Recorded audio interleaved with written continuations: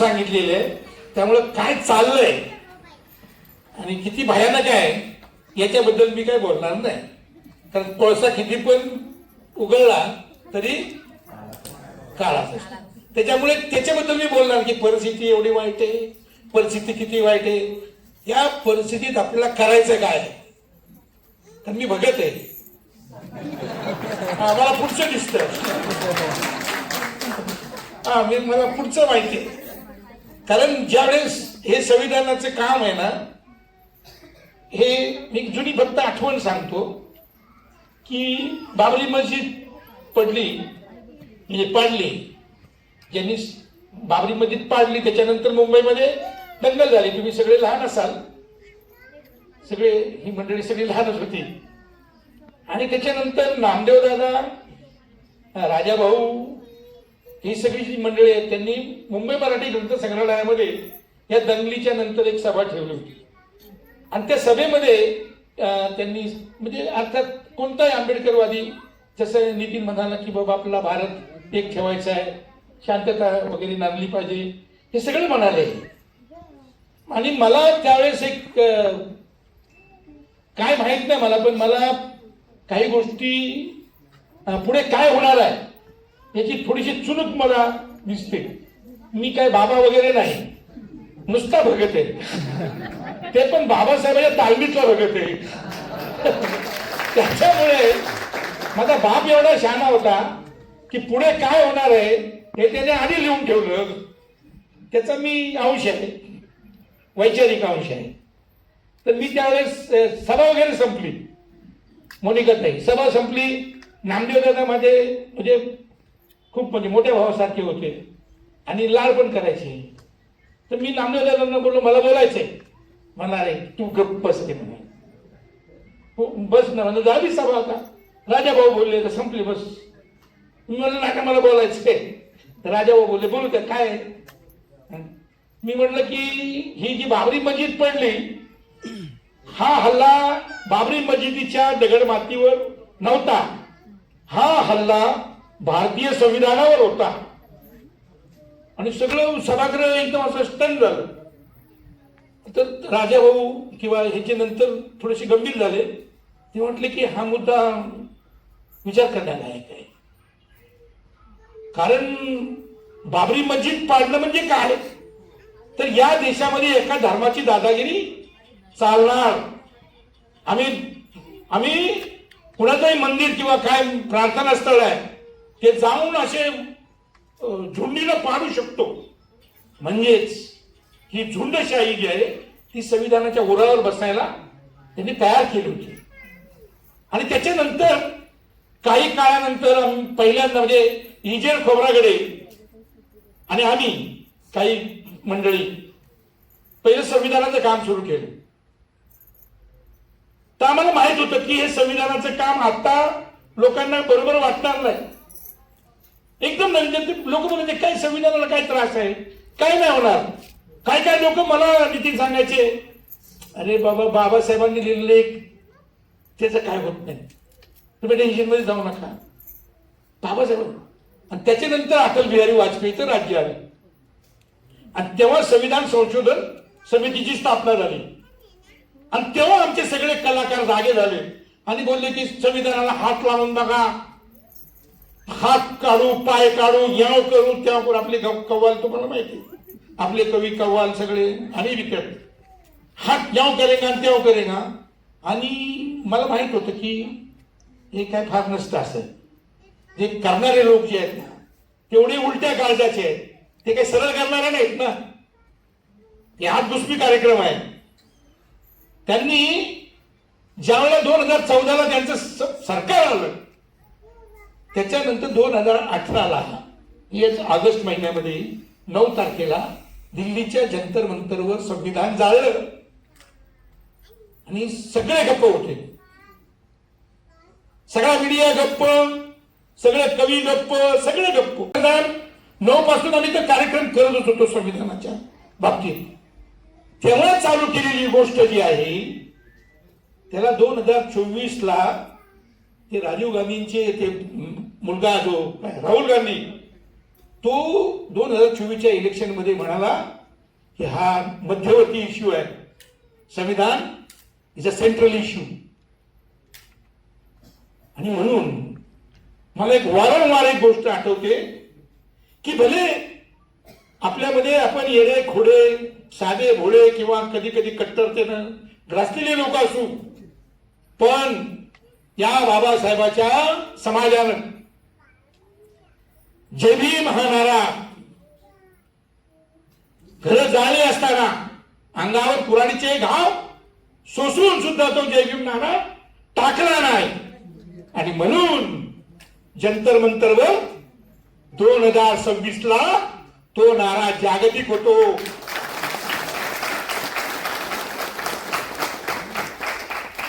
तो जागतिक झाला त्याचं कारण आपण तो टाकला नाही.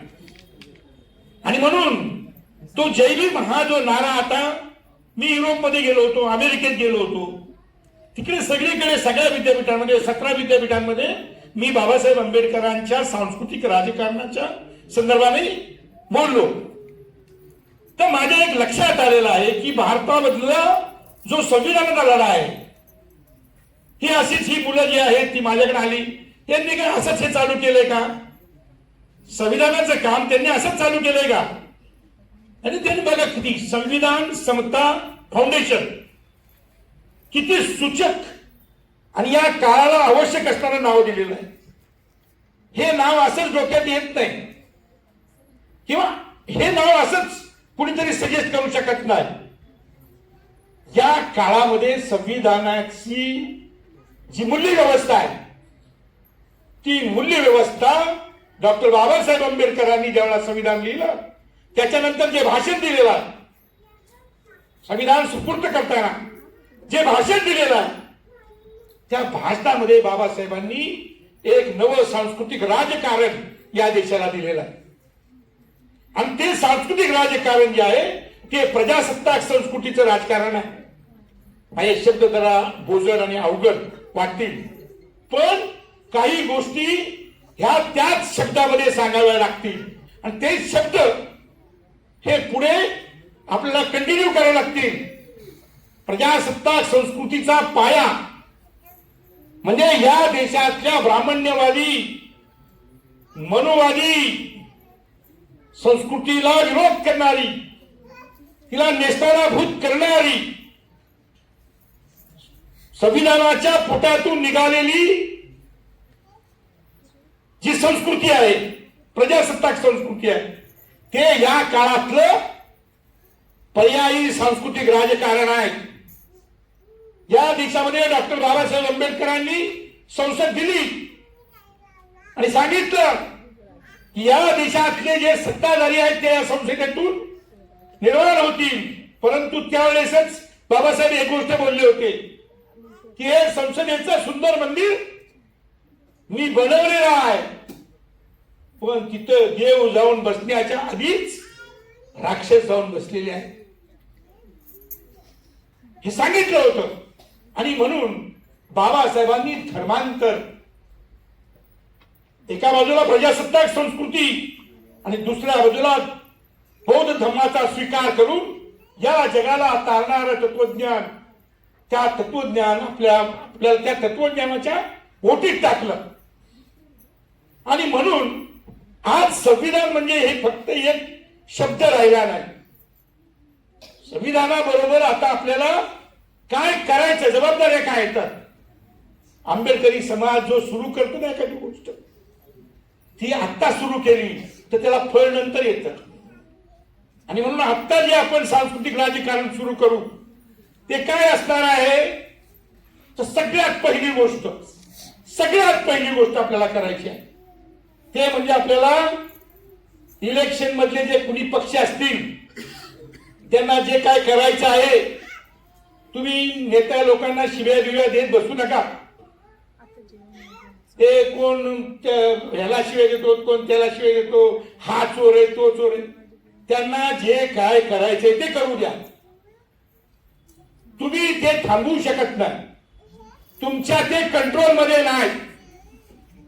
कारण या देशामधलं संपूर्ण जे सत्तेचं राजकारण आहे त्या सत्तेच्या राजकारणावर पूर्णपणे ब्राह्मण्यवाद्यांची पकड आहे आणि त्यामुळे या देशातल्या संसदीय राजकारणातून आपल्याला मुक्ती मिळेल याची आशा धरू नका.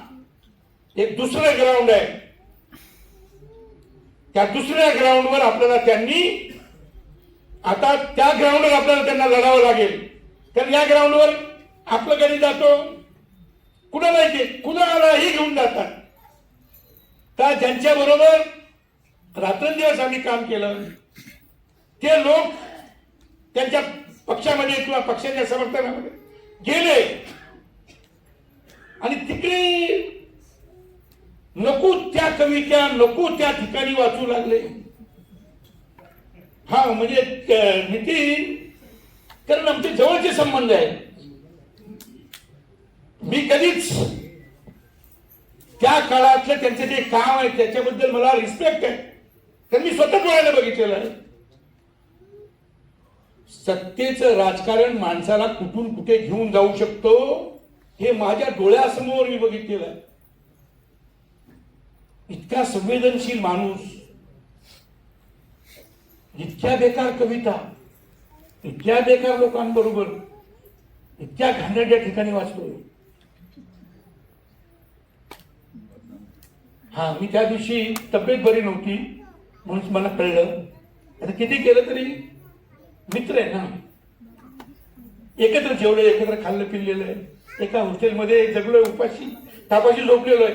मला कळलं तब्येत बरी नाही मग मी गेलो तर मग गडी लगेच सगळे उठवले सगळे मला घेतलं. मग मी विचारलं कसं आहे तब्येत बिब्येत, घर सांभाळा, हे करा ते करा वगैरे वगैरे चाललंय आमचं आपला. तेवढ्यात गडी ताबडतोब कविता बोलला, तुम्ही काय करता, आता काय करतोस मला विचार. म्हटलं काय नाही, मी माणुसकीची शाळा चालवतो. तुम्ही चालवा माणुसकीची शाळा, तुम्ही चालवा माणुसकीची शाळा, पण आमच्यावर टीका करणे टाळा.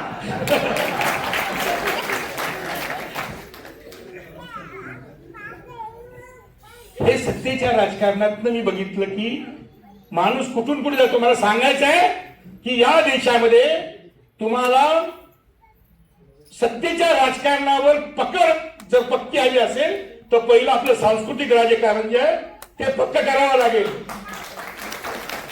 आणि जोपर्यंत आपण ते पक्क करत नाही तोपर्यंत आपण सत्तेच्या राजकारणात टिकू शकत नाही.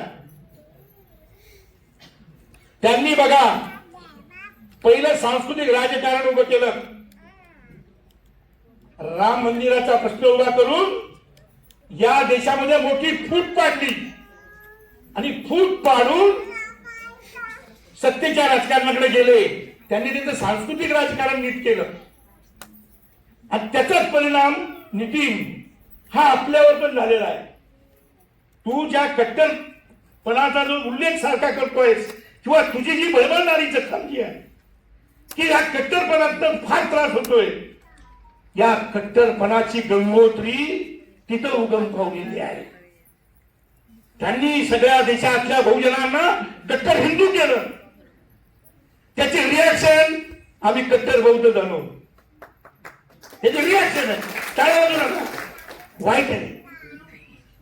त्याची रिॲक्शन आम्ही बारीक बारीक होत गेलो आणि संकुचित होत गेलो आणि आम्ही आमच्या शेजारच्या माणसाला सुद्धा संशयाला बघायला लागलो. कारण आम्हाला त्रास, ती जे कट्टरपण जे आलेलं आहे ते त्यांच्या सांस्कृतिक राजकारणात आलेलं आहे. ते अधोगतीकडे घेऊन जाणारं सांस्कृतिक राजकारण खोडून बाबासाहेबांनी सांगितलेलं जे नवं सांस्कृतिक राजकारण आहे त्याच्याकडे जाण्याची गरज आहे. आणि ही मुलं जेव्हा माझ्याकडे आली तेव्हा त्यांना विचारलं मी काय म्हटलो. मी म्हटलं मी कार्यक्रमाला येतो पण एका ताठीवर येईल. ते म्हणले काय, तर मी म्हटलं मी काम म्हणजे तुम्हाला पुढे काय काम करणार आहात तुम्ही ते मला तुम्हाला सांगायचं आहे म्हणून मी येणार आहे. तर पहिलं काम आता आपल्याला सुरू करायचं इथून उठल्यानंतर. पहिला हे जे कट्टरपणाचा जो काही हे ना सिमेंटिंग ते पहिलं ते ठोकून काढून टाका. आणि आता आपण ग्लोबल झालो आहोत. बाबासाहेबांनी कुठं आणून ठेवलं आपल्याला. आता आपण जातीपुरतं पायापुरतं बघायची काही गरज नाही. आता आपण ग्लोबल झालं पाहिजे. बाबासाहेबांनी आता या देशामध्ये सगळ्या जाती धर्माच्या लोकांकडे आपल्याला जायला शिकायला पाहिजे. आणि म्हणून नितीन बोलतो ते बरोबर आहे की संवाद सुरू केला पाहिजे. संवाद सुरू करा. कुणाबरोबर संवाद सुरू करा. या देशामधले जे तळागाळातले लोक आहेत त्यांच्याशी आपल्याला संवाद करायचा आहे. त्या फ्रेंड बरोबर संवाद करायची काही गरज नाही. हे जे ज्यांनी बाबासाहेबांच्या तत्वज्ञानाला या देशामध्ये गाडण्याचा प्रयत्न केला त्या नीच लोकांबरोबर आम्हाला संवाद करायचा ना. आमचा संवाद त्यांच्या बरोबर होऊ शकत नाही. आम्ही ब्रॉड आहोत पण आमचे गळे घोटणारे आणि आमच्या बापाला या मातीत गाडण्याचे स्वप्न बघणाऱ्या लोकांबरोबर आमचा संवाद होऊ शकत नाही. आम्ही सत्तेवर आल्यानंतर त्यांच्याशी संवाद करू. ज्यावेळेला आम्ही सत्तेवर येऊ तेव्हा त्यांच्याशी बोलू. आज ही बोलण्याची वेळ नाही. कुणाबरोबर संवाद तर तळागाळातल्या जनतेबरोबरचा संवाद जो आहे तो वाढवला पाहिजे. तो कुठल्या माध्यमातून वाढवला पाहिजे तर पहिलं शिक्षण. पहिली गोष्ट आहे पर्यायी संस्कृती सांस्कृतिक राजकारणातली पहिला अध्याय नंबर 1 शिक्षण. शिक्षण म्हणजे काय तर हे जे कॉलेजेस आहेत वगैरे वगैरे इकडे तर मुलं जात आहेत ते जाऊ द्या. शाळा कॉलेज उघडे आहेत. जेवढी शिकतील तेवढी शिकू द्या. नाही आता त्यांनी तर बंदच केलेलं आहे. पण आपण आपलं पर्यायी शिक्षण उभं करण्याची गरज आहे. आणि म्हणून गेल्या 8 ते 10 वर्ष झाली आता मी एक शाळा सुरू केलेली आहे. माणुसकीची शाळा. हे जे बाबासाहेब फुले अमुक तमुक हे जे सगळं नितीन म्हणतो ते सांगायचं तर कुणाला सांगायचं. ती ही येणारी पिढी या लहान मुलांना सांगितलं पाहिजे. आणि म्हणून जिथे गाव तिथे माणुसकीची शाळा. जिथे वस्ती तिथे माणुसकीची शाळा. आणि मी आज भीमरावजी आले नाही ते आमचे नेते आहेत. मी भारतीय बौद्ध महासभेचा मेंबर आहे ना. मी आमचे नेते आले नाहीत आज. त्या नेत्यांच्या वतीने मी सांगतो की आमची बुद्ध विहार ही आता फक्त बुद्धाची मूर्ती ठेवण्यासाठी राहणार नाही. ती सांस्कृतिक क्रांतीची केंद्र होती. ते काम आम्हाला करायचं आहे. त्या सगळ्या वस्त्यांमधली जी मुलं आहेत आपल्या वस्त्यातली मुलं इतर वस्त्यामधली मुलं ती तिकडे हनुमानाच्या मंदिरामध्ये घेऊन हनुमानाच्या मंदिरामध्ये माणुसकीच्या शाळा सुरू करा आणि तिथं संविधान शिकवायचं आपल्याला. त्यासाठी काम खरं संविधानाचं काम हे आहे. सगळ्या जाती धर्माच्या लोकांना एकत्र करून संविधान शिकवायचं आहे. आणि म्हणून नितीन ज्यावेळेला शिवसेनेच्या स्टेजवर चालला होता त्याला फोन केला मी. नितीन का म्हटलं मी पण सांगायचं काय तिथं बोलायचं काय ते पण सांगितलं त्याला. त्याला शक्य तेवढं त्यांनी सांगितलेलं आहे. पुढचं आणखी जे आहे ते पुढे सांगू आपण. एकाच वेळेला सगळे सांगून होत नाही. एकाच वेळेला सगळे सांगून होत नाही. त्याला मी म्हटलं की हा एरिया काय आहे कुठे चाललायस तू. पुढचं धोक्याची घंटा मला दिसते ना भगत. हा म्हणून सर्व जाती धर्माच्या लोकांना सुषमाताई गेल्या त्यावेळेस सुद्धा त्यांनी मला फोन केला होता. तसा मला खूप म्हणजे जाताना लोक बाय बाय करताना फोन करतात. तर मी म्हटलं जा इकडे आपल्याकडे काय नाही जा पण शिवसैनिकांना संविधान शिकव कुठे जा. आणि काही अंशी ते काम करते. सगळ्याच गोष्टी आपण अपेक्षाप्रमाणे आपल्या होतील असं नाही. लोक जात जाऊ द्या. तिथं जाऊन काय काम करायचं आहे तर सर्व जाती धर्माच्या लोकांना आपल्याला आता त्यांना ऑर्गनाइज करून खास करून जी लहान मुलं आहेत त्यांच्यावर जोपर्यंत मूल्य व्यवस्था आपण नीटपणे बिंबवत नाही तोपर्यंत आपल्या स्वप्नातला आंबेडकरवादी नागरिक तयार होणार नाही. त्यासाठी हे काम करावं लागेल. बहिणींनो, माझा पुरुषांवर विश्वास नाही. मी पहिलं सांगतो, हे काम माणुसकीच्या शाळेचं जे आहे ना ते पुरुष जे आता हे पोरं जे तरुण पोरं ते करतील, पण तुमच्या हातात आहे ते. वस्त्या वस्त्यांमध्ये माणुसकीच्या शाळा उभ्या राहाव्यात म्हणून मी इथं आलेलो आहे. आणि त्यांनी मला मानधन विचारलं. मी म्हटलं ते माणुसकीच्या शाळा उभ्या करायचे तेच मानधन आहे, त्यासाठी लागणार सगळं आहे ना ते तुम्ही द्यायचं. हा त्याचे ऍग्री झालं. हा मी लय श्रीमंत माणूस आहे मी. आम्ही मला त्यांनी पैसे विचारले आणि म्हणलो कुणाला पैसे विचारता, लय श्रीमंत माणूस आहे मी. टाटा बिर्ला मफतलाल वगैरे लय फालतू लोक माहिती, लय श्रीमंत माणूस आहे मी, तुम्ही मला पैशाचं काय विचारता. ते असे बघत राहिले. अरे बोललो बाबासाहेबांचा माणूस गरीब असू शकत नाही ना. त्यांना एक काम सांगितलेलं, त्याला विचारा की माणुसकीच्या शाळा उभ्या करण्यासाठी तुम्हाला काम करायचे, जे काय पैसे बिशे गोळा करून ते तिकडे टाकायचे. पहिलं शिक्षणावर काम केलं. दुसरं काम आहे शिक्षण म्हणजे सोशल मीडिया. एका बाजूला माणुसकीचे मूल्य, जी संविधानाची मूल्य, जी बुद्ध धम्मामधनं आणि या देशामधली जी मानवतेची जी परंपरा आहे त्यातनं आलेली सगळी जी मूल्य व्यवस्था आहे ती या लहान मुलांपर्यंत घेऊन जाणं अत्यंत महत्वाचं आहे. आणि त्या ऑफलाईन शाळा आपल्याला चालू करायला लागतील. दुसऱ्या बाजूला हे डिजिटल जग आहे. बाबासाहेब जर आज असते, बाबासाहेब जिवंत होते, त्यांनी काय केलं, कॉलेज काढली ना. 1945 पीपल्स एज्युकेशन सोसायटी सुरू केली, त्यातनं आम्ही तयार झालो. त्यातून ती जर नसते हा संभाजी गटारावर मिळाला असता, गटारावरच मिळाला असता. ते होते म्हणून आम्ही जगलो. बाबासाहेबांनी त्या काळामध्ये त्या शाळा आणि कॉलेजेस सुरू केली. त्याच्या आधी आमच्या बापाच्या गुरुने सांगितलं की क ख ग घ शिकवा. आणि ती आमची माऊली सावित्रीबाई तिने त्या शाळा सुरू केल्या. त्या काळामध्ये काय शिकवलं, क ख ग घ अक्षर शिकवली. काय शिकवलं, अक्षर शिकवली. कारण अक्षर त्या काळातली टेक्नॉलॉजी होती. आज ती टेक्नॉलॉजी बदललेली आहे. आता अक्षर मला पण येतात, पण मला त्यातलं काय येत नाही ना. त्या डिजिटल वर्ल्ड मधलं मला काय येत नाही हे शिकवणार आहे. म्हणजेच एका बाजूला माणुसकीच्या शाळा आणि दुसऱ्या बाजूला डिजिटल शाळा. डिजिटली लोकांना साक्षर करावं लागेल. त्यासाठी संपूर्ण महाराष्ट्रात एका बाजूला नितीन बरोबर बाकीच्या सगळ्या लोकांच्या बरोबर बोलून आम्ही निर्णय म्हणजे सांस्कृतिक राजकारणाचा प्रचार करण्यासाठी सभा वगैरे घेतो.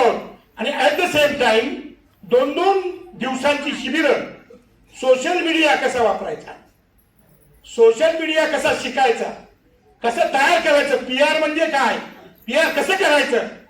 आज बाबासाहेब असते तर PRचं कॉलेज काढलं असतं. आणि माझी तुम्हाला विनंती आहे, तेव्हा हे कार्यक्रम होणार, लोक टाळ्या वाजवणार, लोक जेवणार खाणार, घरी राहणार. पण तुम्ही जी तरुण मुलं आहेत, जेवढे सिरियस पोर आहेत, ही सगळी सिरियस पोर आहे ज्याची मला दिसते, त्याच्या चेहऱ्यावर मला दिसते ताबडतोब हे चेहऱ्यावर पॉझिटिव्हिटी असणारी लोक आहेत. तुम्ही ताबडतोबीनं सोशल मीडिया कसा हँडल करायचा.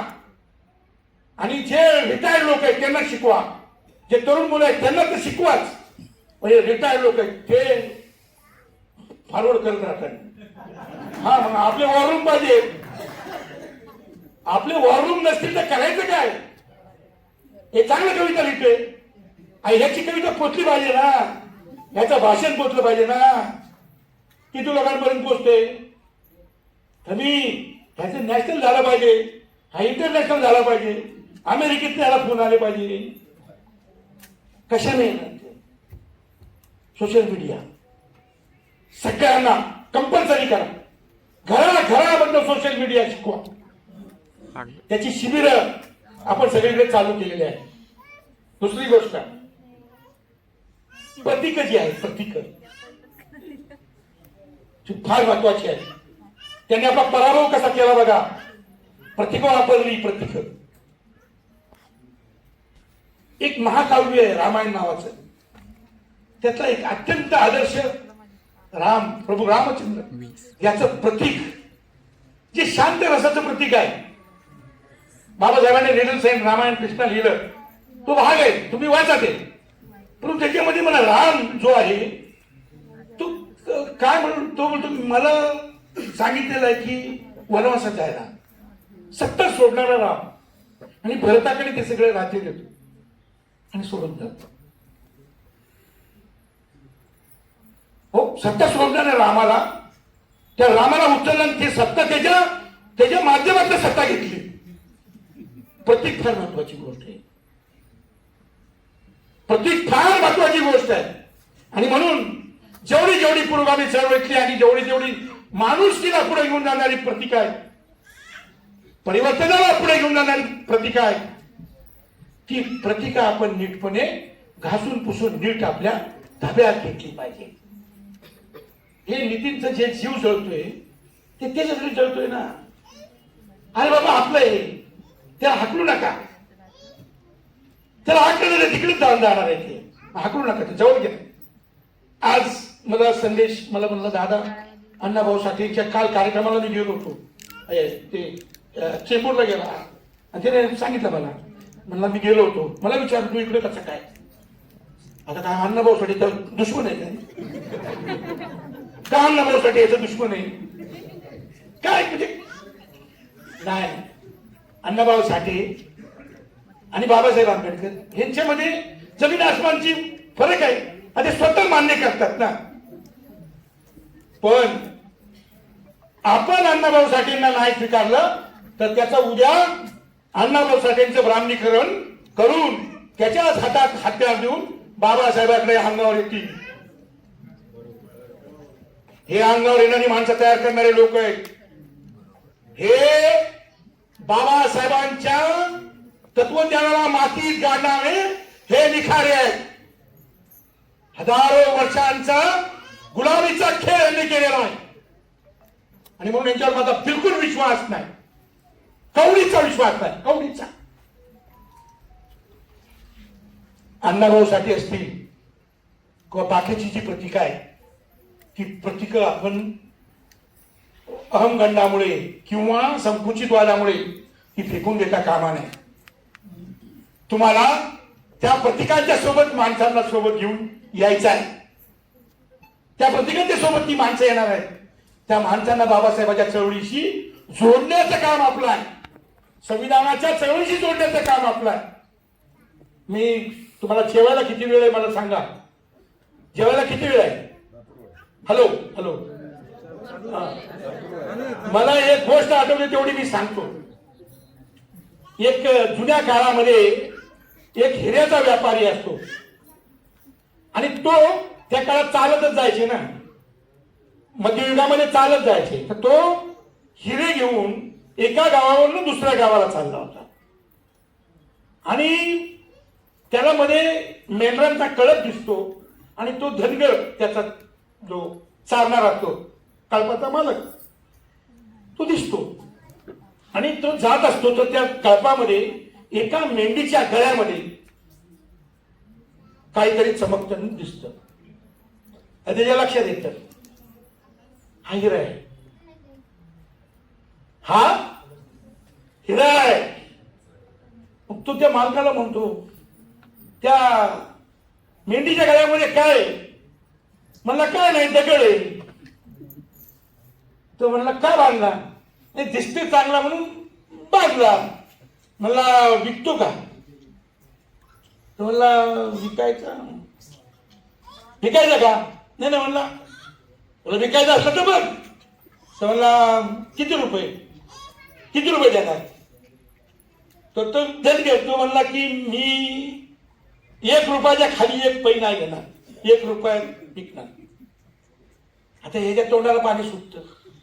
त्याला हाई येडे हे, ह्याला काय कळलंच नाही ना की हिरो आहे. मग हा आटाण्यात मागतो. तुमचा आठवड्यात दे. तर तो धनगर म्हणतो नाही नाही बिलकुल नाही, मी 1 रुपया घेणार. त्याला काय वाटतं की आता जाऊन परत मी येणारच आहे, आता हे आठवड्यात मागून बघतो, मी आठवड्यात बघतो म्हणून नाही म्हणला येताना परत येताना घेऊन टाक, येताना घेऊन टाक. तो जातो, ते गावाला जातो. पुढं जरा उशिराने दुसरा व्यापारी येतो. तो बघतो, अरे बोलतो हे म्हणला हे मेंढीच्या गावात काय काय म्हणला त्याकडे. अरे म्हणलं का बांधला, म्हणला चमकतो म्हणून बांधला. मला विकायचंय का, म्हणला सकाळी मी एक आला होता, म्हणला विकायचा का विचारलं. तो म्हणला त्यानं काय केलं, नाही म्हणलं मी त्याला 1 रुपया म्हणलं, तो बोलला आठवड्यात दे. तो म्हणला मग किती किंमत किती आहे, मला 1 रुपया. मला ताबडतोब हे 1 रुपया घेते दे मला. घेतला घेतला, तो निघून गेला. अरे ते सकाळी गेलेला तो परत आला म्हणला हे कुठे ती भेंडी कुठे, म्हणला कंची, ते गायब ते होते ते म्हणला ते दुसरा बांधणार होता, दुसरा व्यापारी आला त्याने विकत घेतली. मला येड छावायच काय अक्कल आहे का तुला. तुम्हाला काय झालं, अरे मला हिरा होता 1 रुपया विकला, अक्कल आहे का तुला. अरे म्हणला येड छाव्यात तुला जर अक्कल होती तर तू घ्यायचा होता ना, माझी अक्कल काय काढतो. तुमच्या लक्षात येतंय का, तो हिरा आपल्याला माहिती आहे बाबासाहेब आहे. पण आपल्याला ते कळलं नाही, पण आपल्याला त्याग करायचा नाहीये.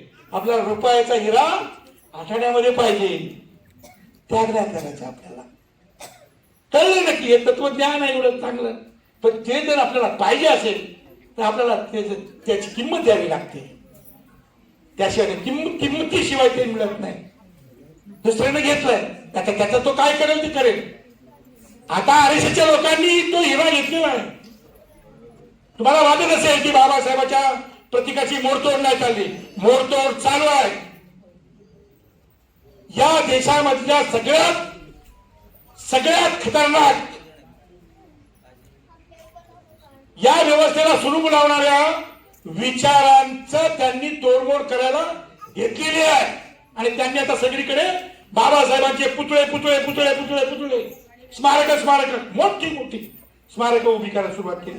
ते स्वतःचे बी म्हणायला लागले. आपण आपलं प्रतीक नीट ठेवलं पाहिजे, त्यासाठी त्याग केला पाहिजे. आपला विचार चांगला आहे ना, त्यासाठी त्याग करण्याची गरज आहे.